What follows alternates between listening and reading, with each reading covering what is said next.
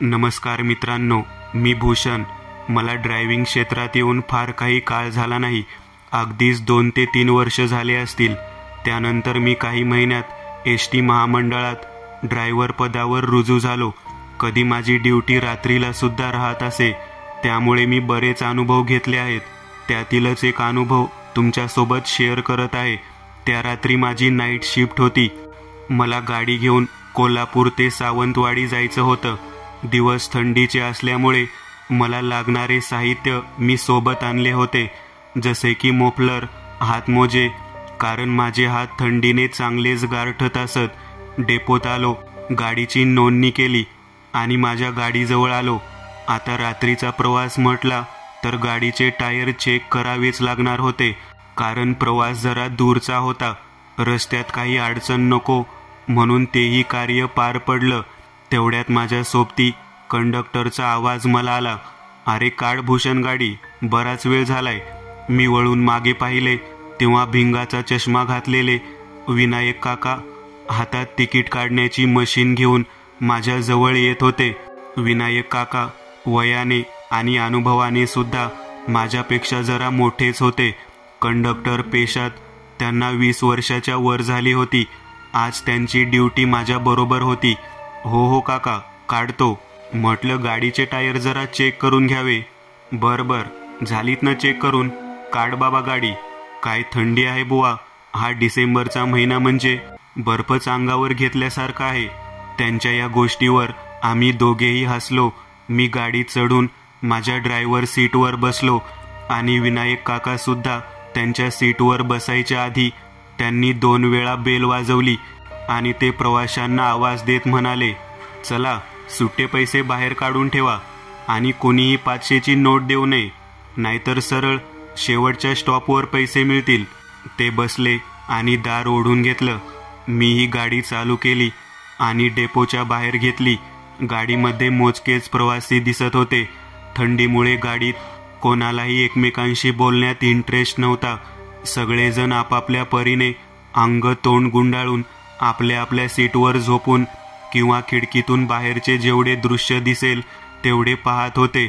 शहरात जितकी हालचाल दिसत होती तेवढी शहराच्या बाहेर निघाल्यावर तितकीशी दिसत नव्हती. रस्ताही हवा तितका भरला नव्हता. काही वेळ 2-3 वाहने गाडीला पास करून गेली. नंतर एकही वाहन आजूबाजूला दिसत नव्हते. विनायक काकांनी सुद्धा तिकीट काढून झाल्यावर मागची लाईट बंद करायला सांगितली. आता बसमध्ये पूर्णपणे अंधार होता. बाहेर इतकी शांतता होती की मला आजूबाजूचा सर्व आवाज स्पष्ट येत होता. गाडीच्या घरघर आवाजासोबतच बाहेरच्या रातकिड्यांचा किरकिर आवाज माझ्या कानी पडत होता. त्या अंधारलेल्या रस्त्यात आमची गाडी वाट काढत धावत होती. किती वेळ झाला असेल माहीत नाही, पण रस्ता अधिकच धोकादायक बनत चालला होता आणि काही वेळाने घाट लागला. थोडं अंधुक दिसायला लागलं होतं. मी तोंडाला एवढं बांधून घेतलं तरी थंडी जाणवत होती. मी घाटामुळे गाडी जरा स्लो केली. आम्हाला घाटात येऊन काही मिनिटे सुद्धा झाली नाही की फटकन काहीतरी फुटण्याचा आवाज आला. जणू चाकाखाली काहीतरी चिरडल्या गेलं आणि तशीच गाडी भग करत बंद पडली. "अरे देवा, आता काय झालं?" मी स्वतःशीच म्हणालो. तोपर्यंत गाडी पूर्णपणे थांबली होती. गाडी अचानक थांबल्याने गाडीतील प्रवासी आणि विनायक काका सुद्धा त्यांच्या झोपेतून जागे झाले आणि ते माझ्या जवळ आले. "काय रे विनायक, गाडी का थांबवलीस?" "अहो काका, मी नाही थांबवली. बहुतेक गाडीमध्ये काहीतरी बिघाड झालेला दिसतोय. गाडीच्या खाली काहीतरी आलं आणि ते फुटलं. मग अचानकच गाडी बंद पडली." "होय का? बापरे, आता गाडीच्या चाकाखाली काय आले म्हणायचे? थांबा मी बघतो." असं म्हणत मी गाडीच्या खाली उतरलो. आता अंधारात मला काहीच दिसत नव्हतं. खिशातला मोबाईल काढून मी टॉर्च लावली. तेव्हा टॉर्चच्या उजेडात मला एका टायरला रक्तासारखं लाल दिसलं आणि यामुळे मला जरा भीती वाटली. पण रक्त फार काही जास्त नव्हतं, म्हणजे एखादा कुठला छोटा प्राणी गाडीखाली चिरडला गेला असे वाटत होते.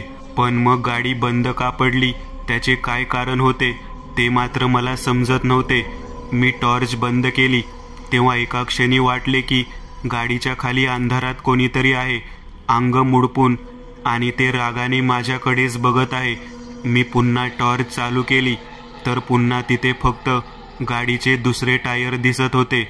मी पुन्हा टॉर्च बंद केली, पण आता तिथे काहीच बसले दिसत नव्हते. झालेल्या प्रकाराने मी भांबावून गेलो. मी पुन्हा गाडीत चढलो तसे विनायक काका माझ्या जवळ आले. काय रे भूषण, सगळं ठीक आहे ना? होय काका, म्हणजे सगळंच ठीक आहे. एखादा जंगली प्राणी बहुतेक गाडी खाली आला वाटतं, त्यामुळेच तो फुटण्याचा आवाज आला असेल. होय, रानमांजर असेल, नाहीतर एखादा साप बीप असेल, विनायक काका म्हणाले. हो काका, पण काका गाडी बंद पडण्याचा आणि गाडी खाली काय येण्याचा काय संबंध? आमचे बोलणे काही प्रवासी सुद्धा ऐकत होते. त्यातीलच एक स्त्री आमच्या जवळ येऊन म्हणाली, अहो ड्रायव्हर, आपण घाटात आहोत, इथं लय अपघात होत्यात बघा. त्यातीलच एखाद्या भूताने गाडी थांबवली असेल. मला त्या बाईच्या बोलण्यावर जरा राग आला आणि मी तिला म्हणालो, ओ बाई, जरा गपगुमाने आपल्या जागेवर बसा. फालतू आमच्या डोक्यात काहीही भरू नका. आधीच आम्ही घाबरलो आहोत. मी रागावल्यावर ती बाई काहीही न बोलता तिच्या जागेवर बसली, पण तिच्या चेहऱ्यावर चांगलीच भीती दिसत होती. जाऊ दे भूषण, एक काम कर, गाडी पुन्हा चालू करून बघ, विनायक काका मला म्हणाले. मी गाडी चालू करून बघितली. एका झटक्यात गाडी चालू झाली. आता आमच्या दोघांच्याही चेहऱ्यावर आनंद होता. गाडी चालू झाल्यामुळे प्रवाशांची चालू असलेली चुळबुळ सुद्धा बंद झाली. पण आनंद फार काळ टिकला नाही, कारण काहीच दूर जाता पुन्हा गाडी बंद पडली आणि आमचा चेहरा पुन्हा निराशेने भरून गेला. पण ती मगाची बाई पुन्हा म्हणाली, इथे कोणीतरी आहे जे आपल्याला पुढे जाऊ नाही देत आहे. ते आपल्या मागे लागले कारण आपण त्याला छळलं आहे. मला तर ती बाई जरा वेडीच वाटत होती. मी तिच्या बोलण्यावर काहीच उत्तर न देता पुन्हा गाडी चालू करण्याचा प्रयत्न केला आणि एका झटक्यात गाडी चालू झाली, पण पुन्हा काही दूर जाताच बंद पडली. आणि हे नेहमी नेहमी असंच होत असे. आता मात्र मी विचारात पडलो होतो की नेमके झाले तरी काय. माझ्या परीने मी होते ते केलं, पण गाडी चालूच होत नव्हती. आणि शेवटी मला सुचलं की माझ्या एका मित्राला विचारावं, कारण तो एसटी आगारात मेकॅनिक असल्याने तो मला व्यवस्थित मार्गदर्शन करू शकत होता. त्यामुळे मी त्याला फोन लावला. तिसऱ्या रिंगला त्याने फोन उचलला. हॅलो, अरे संदीप भाऊ, बऱ्याच अडचणी सापडलो आहे राव, मदत कराल का माझी? तिकडून संदीप बोलला. अरे नाईट शिफ्टवर आहेस का? त्याच्या आवाजातून तो सध्या झोपेतून बोलत आहे असे वाटत होते. हो संदीप भाऊ, अगदी घाटात येऊन आमची गाडी बंद पडली आहे. मला नेमके कारणच समजत नाही आहे. बरं सांग, नेमके काय काय केलं तू? संदीप म्हणाला. मी जे गाडी चालू करण्यासाठी केले ते संदीप भाऊला सांगितलं. त्यावर तो म्हणाला, अरे गाडी ओव्हरलोड झाली की करते कधी अशी? एक काम कर, गाडी खाली करून चढावरून चढवून घे, मगच प्रवासी बसव. बरं ठीक आहे, धन्यवाद संदीप भाऊ, ठेवतो, असं मी म्हणालो. तोच संदीप म्हणाला, काय रे भूषण, गाडीत कोणाला काही झाले आहे का? मी जरा विचार करत मागे प्रवाशांकडे बघत म्हणालो, नाही तर संदीप भाऊ, का, काय झाले? अरे तू फोन लावल्यापासून मला तुझ्याकडून कोण्या बाईच्या रडण्याचा आवाज येत आहे. असं वाटत आहे की कोणी हुंदके देत रडत आहे. आता मात्र माझ्या अंगावर सरकन काटा आला. मी भीतीने इकडे तिकडे पाहिले, पण अंधारात मला काहीच दिसत नव्हतं. तिकडून संदीप मला आवाज देतच होता. अरे भूषण, काय झाले? अरे बोल की, सगळं ठीक आहे ना? मी भानावर येत बोललो. संदीप भाऊ, मी तुमच्याशी नंतर बोलतो, असं म्हणून मी फोन ठेवला. विनायक काका सुद्धा तिथेच समोर बसून होते. त्यांनाही मी काहीच सांगितले नाही आणि मी उठून प्रवाशांकडे गेलो आणि त्यांना म्हणालो, हे बघा, गाडी ओव्हरलोड झाली आहे. सगळ्या प्रवाशांना उतरून हा चढ पायी चढावा लागणार आहे. अगदीच 100-200 मीटर चालावे लागेल, त्याशिवाय काही गाडी चालू होणार नाही. आता मात्र सगळेच प्रवासी काळजीत पडले आणि ती मगाची बाई घाबरत म्हणाली, सगळे उतरले तरी मी उतरणार नाही. ही जागा ठीक नाही.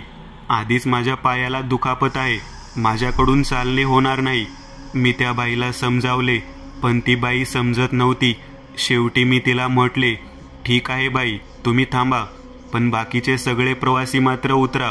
आता काहीच पर्याय नसल्यामुळे कणत का होईना सगळे प्रवासी उतरले, फक्त ती बाई सोडून. ती मागच्या सीटवर जाऊन पाय वर घेऊन बसली. विनायक काका सुद्धा त्या प्रवाशांसोबत उतरले आणि पायी चालू लागले. आता गाडीत मी आणि ती बाई होतो. गाडी 1-2 वेळ प्रयत्न केल्यावर चालू झाली आणि मी समोर घेतली. विनायक काका आणि ते बाकीचे प्रवासी मागे पडले.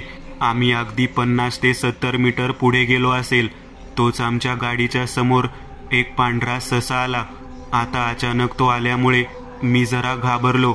मी गाडीचा हॉर्न वाजवला जेणेकरून तो ससा रस्त्यावरून हटणार, पण तो ससा उड्या मारत मारत आमच्या गाडीच्या पुढे जात होता, मध्येच थांबत होता आणि वळून गाडीकडे पाहत पुन्हा समोर जात होता. असं किमान 1-2 मिनिटे तरी चालले. नंतर तो ससा वळून आमच्या गाडीच्या दिशेने आला. मी गाडी पुन्हा हळू केली की जेणेकरून तो चाकाखाली येऊ नये. तो चालत आला आणि गाडी खालच्या अंधारात नाहीसा झाला. मी गाडी कशी तरी काढली आणि अचानक ती गाडीमध्ये असलेली बाई जोरात किंचाळली आणि तिच्या किंचाळण्याने माझी पाचावर धारण बसली.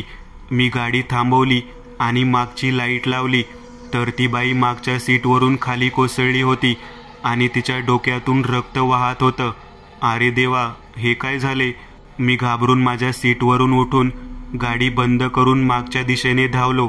ओ ताई, तुम्ही ठीक आहात ना? पण ती बाई उत्तर देत नव्हती. मी त्या बाईच्या हाताची नाडी तपासली. सुदैवाने ती चालू होती. बहुतेक ती बेशुद्ध झालेली होती. गाडी आता चढावर आली होती आणि मी विनायक काका आणि त्या सगळ्या प्रवाशांची वाट पाहत होतो. काही वेळाने ते सुद्धा आले आणि मी विनायक काकांना झालेला प्रकार सांगितला. तेही घाबरले होते. गाडीमध्ये काही आणखी स्त्रिया होत्या. त्यांनी तिच्या डोळ्यावर पाणी मारून तिच्या डोक्यावर पट्टी बांधून तिला शुद्धीवर आणले. थोडी भानावर येताच त्या बाईला काय झाले विचारले असता ती म्हणाली, मी गाडीत असताना अचानक एक बाई तिच्या जवळ आली आणि तिच्यावर दगडाने हल्ला केला. ती बाई म्हणे पूर्ण विचित्र होती. तिचा चेहरा फुटलेला होता, एक डोळा तिला नव्हता आणि दात खात तिने त्या बाईवर हल्ला केला. आता आम्ही सगळेच घाबरलो होतो. मी पुन्हा गाडी चालू केली. आता प्रत्येक लोकांच्या तोंडात देवाचं नाव होतं. मीही माझ्या श्री स्वामी समर्थांचे नाव घेत घाट पार केला. परत आम्हाला कसलाही अडथळा आला नाही आणि आम्ही सुखरूप पोहोचलो.